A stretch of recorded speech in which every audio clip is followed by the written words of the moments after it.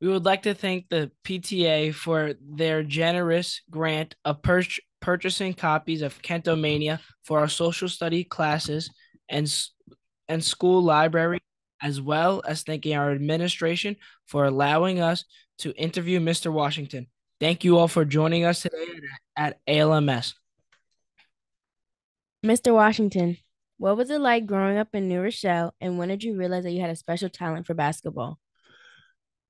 Growing up in New Rochelle was a very wonderful experience. I lived in City Park, and then I moved over to the other side of town, Caligny Avenue, and attended Barnard School, Mayflower School, Abilene Junior High School, and New Rochelle High School. And I always enjoyed playing basketball. When did I realize I had a talent for it?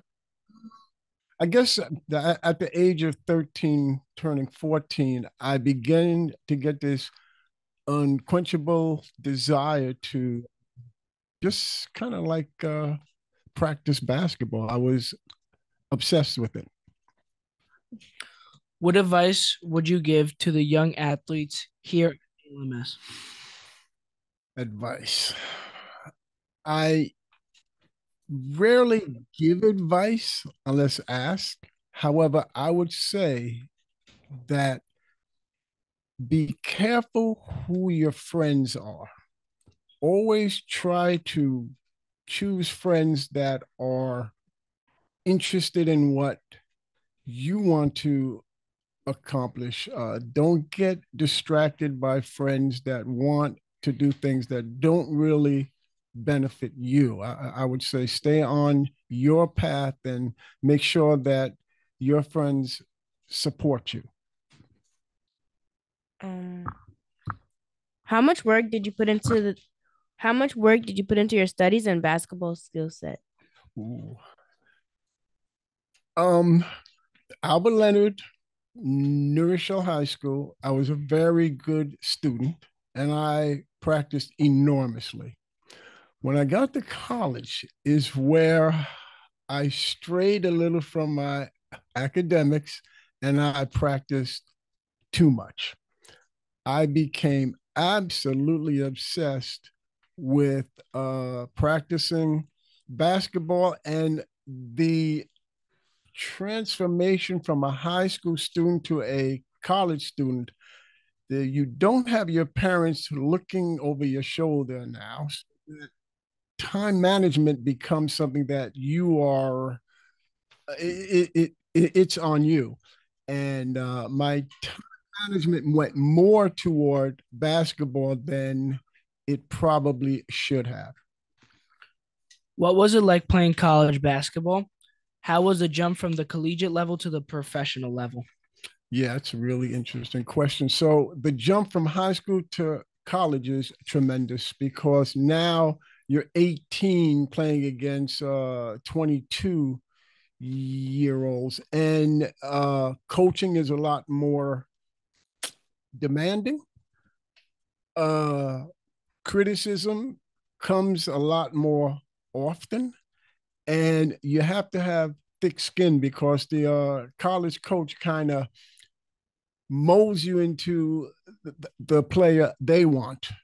And the jump from college to the pros, well, my jump was unique because I was playing professionally in a foreign country. So it was not only an athletic difference, but it was a daily cultural difference as well.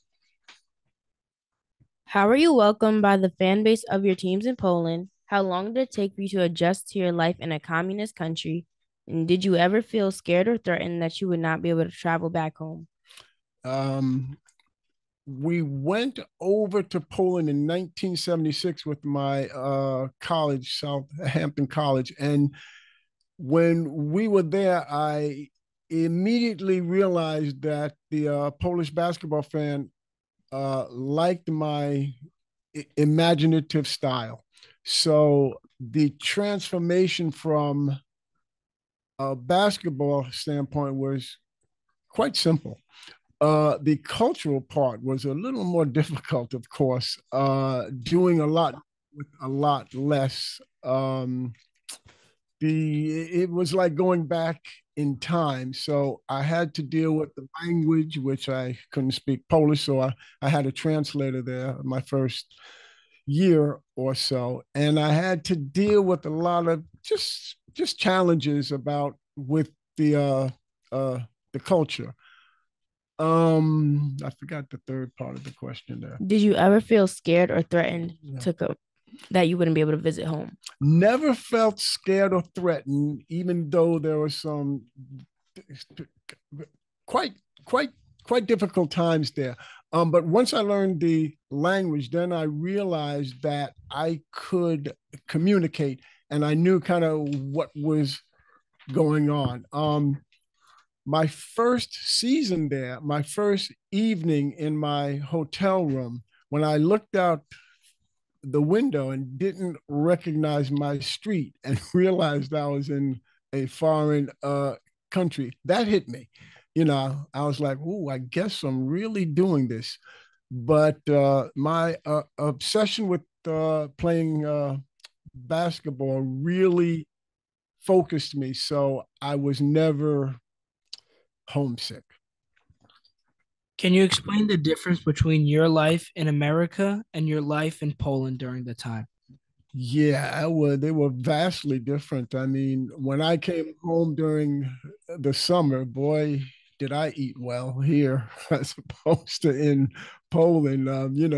Food here I could be assured didn't expire or wasn't spoiled and things like that. The refrigeration in Poland and things of that level weren't the best. So we had more modern appliances here as opposed to playing over there. So there was a vast difference in just appliances. My street wasn't paved. That was one thing. So there was a lot of going back in time kind of differences. One thing that struck me was when we were in a locker room one time, instead of having toilet paper there, they had like ripped up newspaper stuck on a hook. And it was kind of like, okay, I guess they don't only use newspapers for reading. When did you realize the impact you had on the history of our nation? When you say our nation, the United States, I don't know if I impacted our country, but right now I realized in 2019 that I impacted Polish culture. And I didn't realize that because I was just playing basketball, but I was contacted by a journalist in 2019, and she describes for me um, that I was a legend in Poland, which I had a difficult time believing because I didn't see myself in that realm. But apparently, it's kind of true. So I think my story, it really kind of resonates internationally, but not so much with our country here. Can you share any stories with us about your favorite highlights? My favorite highlights. Oh yeah, okay. So there was I don't know if this is a favorite highlight, but it is an interesting one. I was warming up for a game against Legia Warsaw, and as I was in the layup line, the fans started to chant "Kunta Kente." So they were chanting "Kunta Kente, Kunta Kente." And for those of you that know the story roots, Kunta Kente was a slave in the story. I began to kind of wonder, how should I be kind of taking this? But rather than get frustrated or get angry, I told myself, I'm going to show these people a basketball game that they've never ever seen. And I went into a really interesting performance of imaginative passing and ball handling skills. And after the game, the crowd came down and they were like shaking my hand and they were kissing me, and I was signing autographs.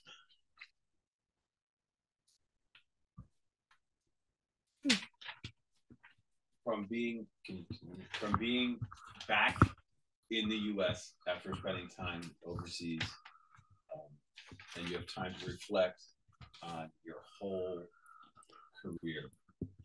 How do you feel about your accomplishments in your book and expressing your story to everybody? Yeah, that's a really good question. When I was writing the book, it was the most difficult thing. I had to write it almost in third person at first. I had to kind of look down on my life from above and write it in a way that was difficult for me because I am a very anonymous person. I don't like to be the light to be shown on me. So it was difficult writing in I guess, a braggadocious manner about some of the things I've done. But I thought it was important for the Polish people to hear my feelings about my time there. And when I was writing the book, I tried to not embellish. I tried to be as authentic as I could be. And it was a very challenging book to write, but I think I did okay. But looking back on it, it was difficult to write it, and I feel really good about what I've accomplished now. Since you've finished the book, how has your life changed traveling back over to Europe as opposed to America? Yeah, it's since I wrote the book, I went back there September of this year for the first time in 40 years to visit the town I was playing in. And the people of Lublin still knew me. I mean, I there were there's a video out actually, 6 minutes long, where they have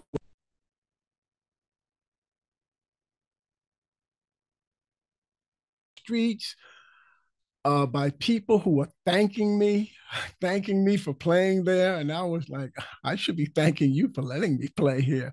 They were so happy to see me. Children of their children, grandchildren who heard stories about me. It was an amazing experience going back. And it's one I'm proud of, knowing that I impacted the town and the country in that manner. How can you explain to us and to the students, what was it like when the soldiers on tanks with weapons who were controlling crowds jumped off their tanks to come and try to touch you, shake your hand, and greet you? How that experience changed you? Yeah, well, to to practice, and there's tanks and the soldiers there, and Ken Washington, and you go over there and they're shaking your hand, sign their autographs, and you are in awe of that. They want that done. And now that I look back on it, there are Cold War experts that contact me, and they are amazed that I even stayed there during that time, and more amazed that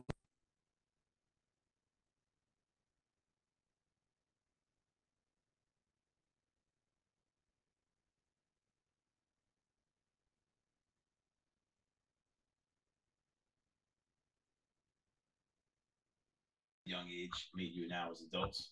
Yeah, I was at the Polish consulate doing it.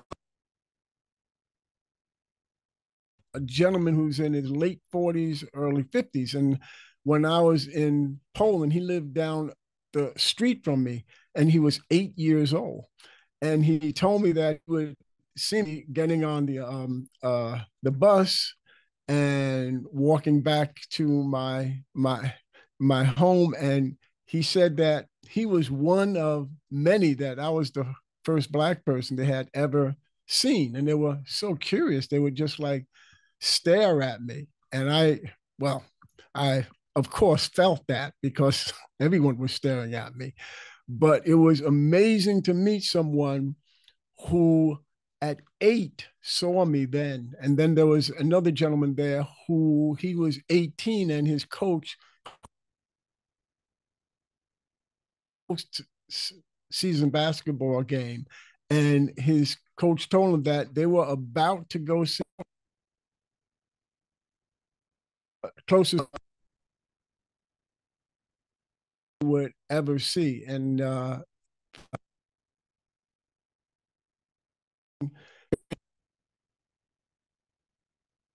how I impacted their lives. Speaking of which, do you have any contact with them from a? When I went back, met 3 of them there. Very emotional time for me. I started, of course, bursting out in tears and thanking them for treating me like their brother. I mean, they were Polish. They never came in contact with an American player, and the way they embraced me during that time there was fantastic. And when we met, I could still speak a little bit of like Polish, so we spoke for a while, and they were telling me things that I never knew. So that was just a great. Back on your career, when we were talking off the air, you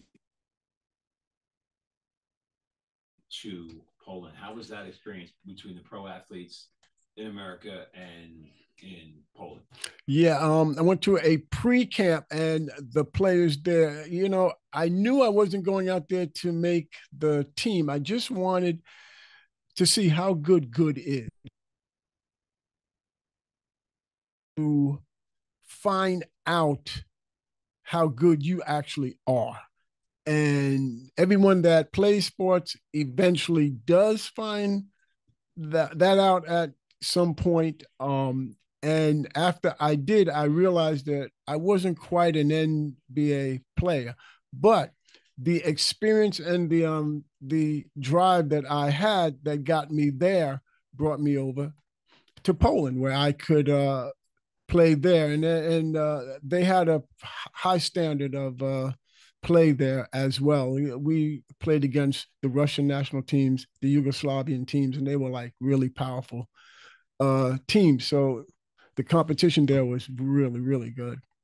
When you were younger, is there, if you could go back in time and change anything about your journey, what would it be if you could? That's a good question. I've been asked that, and sometimes my answer changes.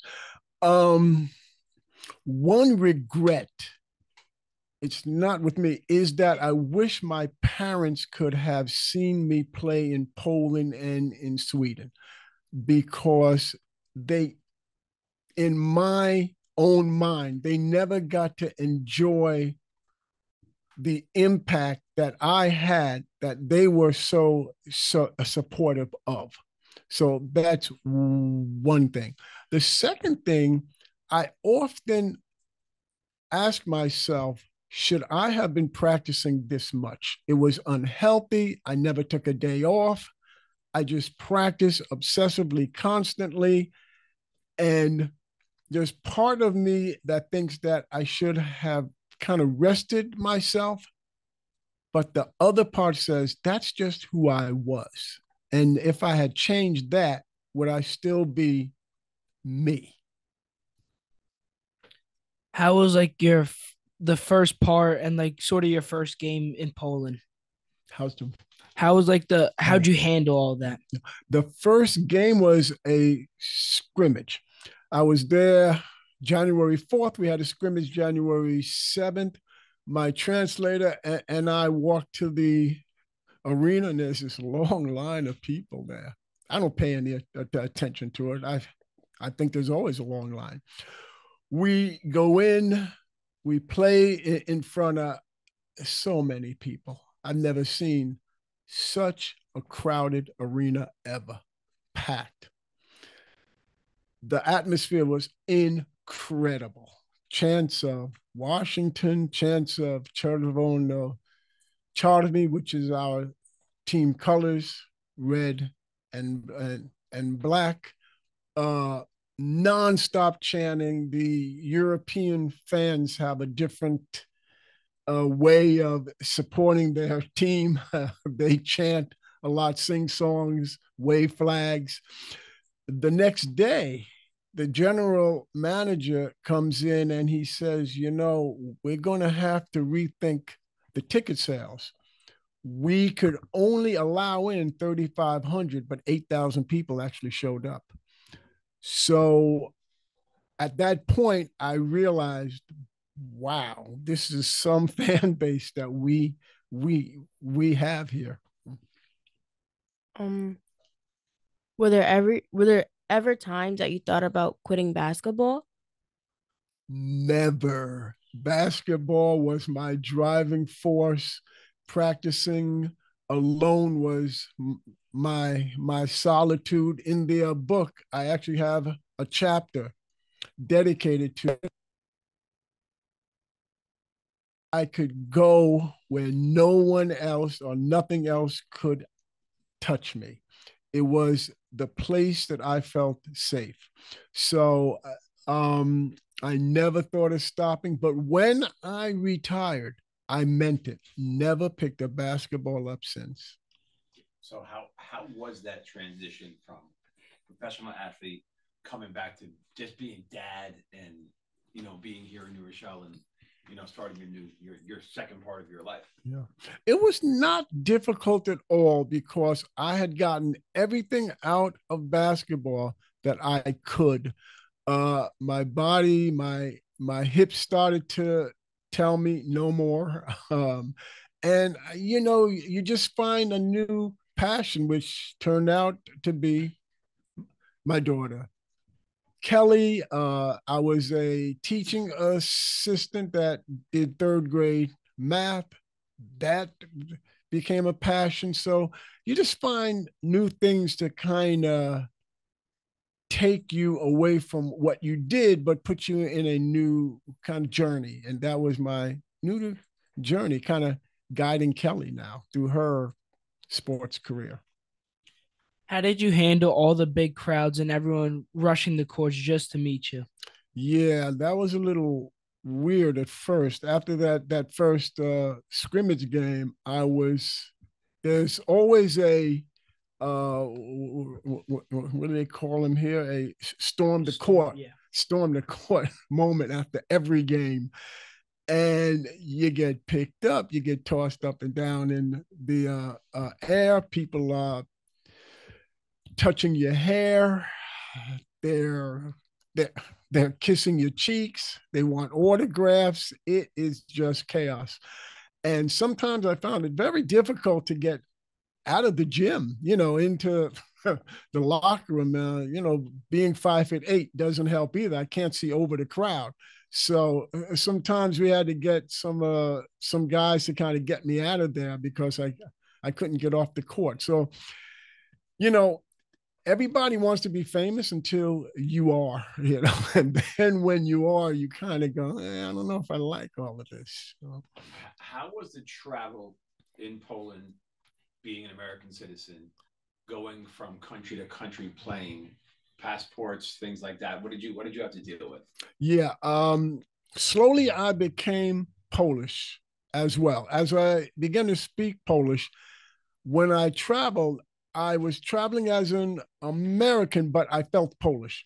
So when we traveled to France or we traveled to West Germany and we had to go through other communist countries. One time I got stopped in East Germany, the bus did. and we all had to hand the passports over. They kind of check them and things like that. And everybody got their passport back except me. And we asked, well, where's Kenny's passport? And they acted like they didn't know, but it finally got back to me. But I realized that I'm an American, and American passports are quite valuable. So that was something that, although I was in Poland, spoke Polish, and actually felt Polish, I was still looked upon by other countries as an American. Now, you kind of have a side celebrity, I understand. You were in a movie was it France? Was it in France or Poland? No. It was in Polish. Yeah. Yeah. I did a cameo, a dribbling cameo in a comedy. Of course, it had to be a comedy. And it was released in 1981. The movie's called Mish, which is, I think, teddy bear. And I was enticed to do it. I really didn't want to. I did, and I'm thankful I did. It turned out to be this incredibly cult Polish film that's very popular.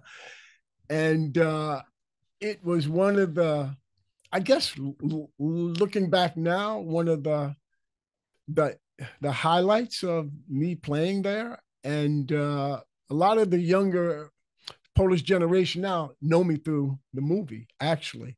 So when they see me in it, they're all asking their parents, "Who's the black guy in this movie?" And that's how the story kind of gets. Oh well, that was the first American to play pro ball here. So that was an interesting.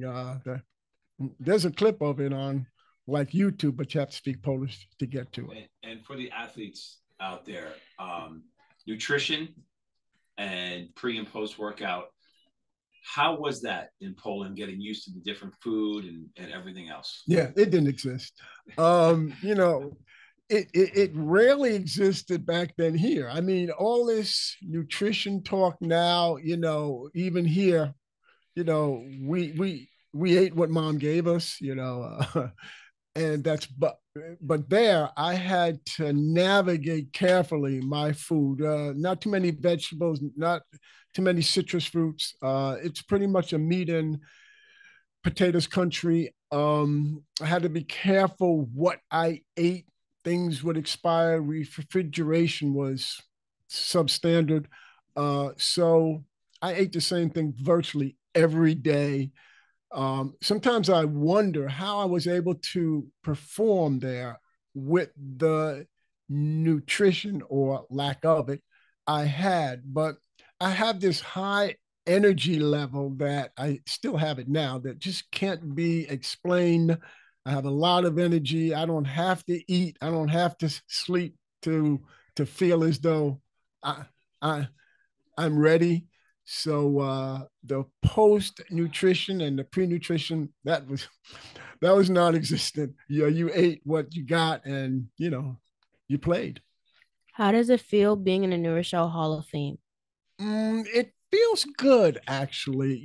I'm very happy. I'm in the Neuro Hall of Fame. It feels like an accomplishment in the community. I was just recently inducted into the Westchester Hall of Fame as well, and I'm a nominee for the New York State. I don't know.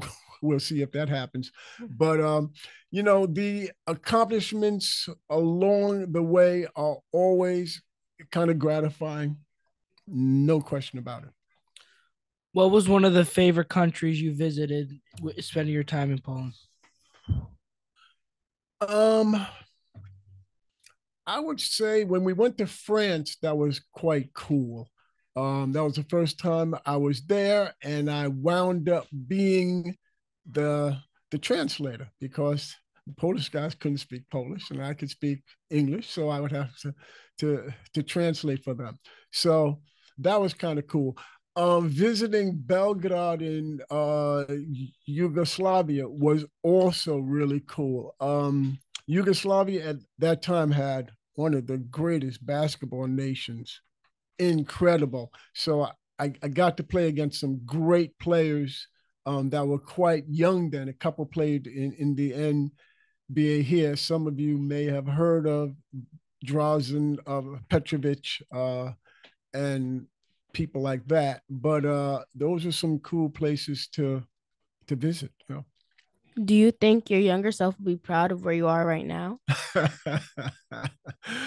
I hope so. I hope my younger self would understand the accomplishment I made. I have been asked the question, would I have rather played in the NBA? And I would say no, because knowing what I know, I would have probably sat on an NBA bench, and I would much rather play basketball. And I'm quite proud of what I've done. That's an interesting question. So like once you stepped off the plane and landed in Poland, did all the fame just like hit you right away, or was it like it had to once you played your game, that's when it really started? Yeah, that's when it kind of accumulated when we got off the plane and went to my hometown there, the town I would play in. I did see the newspaper, and there was this big article with my picture there saying that Kenny Washington is back. And I asked the translator, and he's like, yeah, they know that it's been announced that you are coming back. So the so-called stardom didn't hit me, but I realized that the people of Lublin knew that I'm back.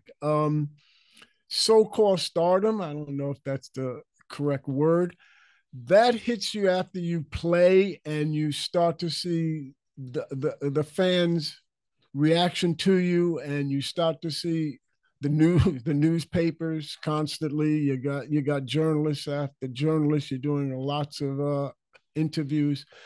That's when it kind of hits you when you're at dinner and people come up to you with the translator and they start trying to talk to you, to ask you a bunch of questions.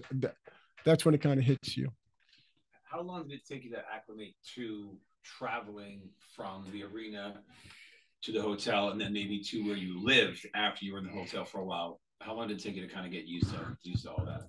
Yeah, that went really quickly. The hotel I lived in was 2 weeks. That was down the street from the practice place and the arena. When I moved to my room outside of town, it was a 10-minute bus ride. Um, and that was kind of cool because now I could associate myself with the everyday Pole, riding the bus ticket, So now I felt like I was part of the fabric of the town, and riding the bus back and forth to the city, being stared at all the way back and forth there, being pointed at, that's all kind of a part of it, but that made me feel like I was part of Poland, or a part of Lublin then. So has there any been other sports that you wanted to play or have played?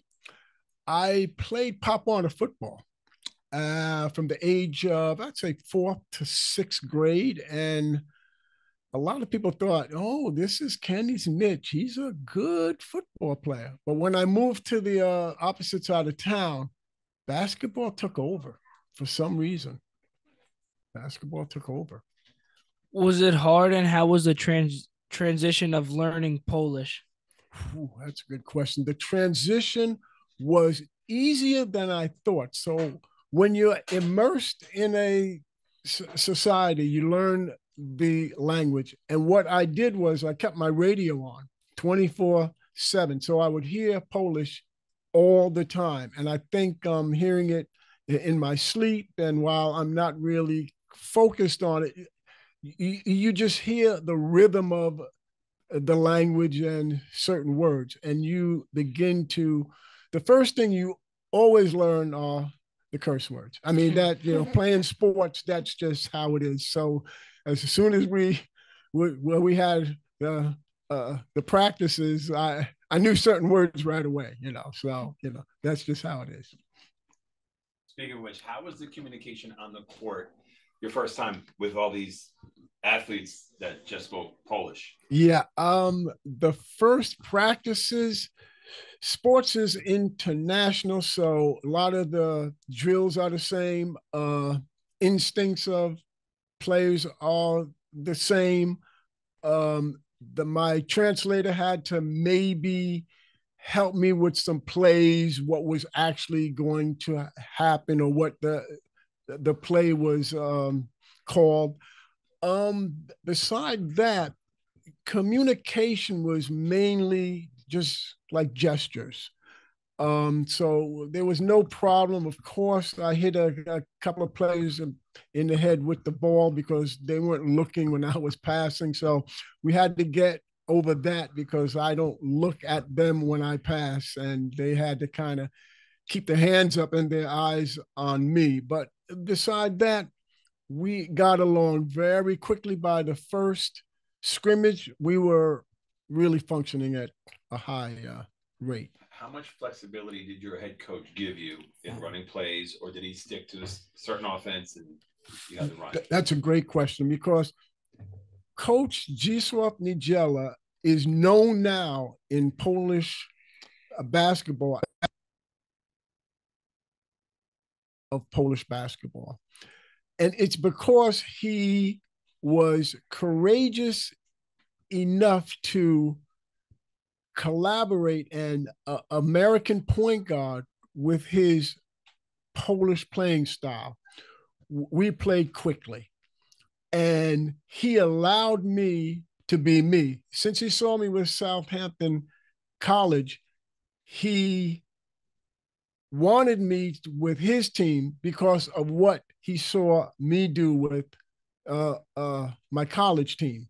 So he knew that the attributes I had is what he wanted with his team. And he was masterful at allowing me to play my style without saying, Ken, you have to kind of tone it down. He said, you guys have to lift your games up and watch him. So that was great. Before we close out, Mr. Washington's going to be in 8th grade lunch, so you could see some of his memorabilia and ask him any questions. Any final words of wisdom for our 8th grade students? This book dictates my path. I never encourage anyone to take my path. Everybody has their own unique path in life. Follow yours and make sure your friends want the best for you. Excellent. Thank you very much, Mr. Washington.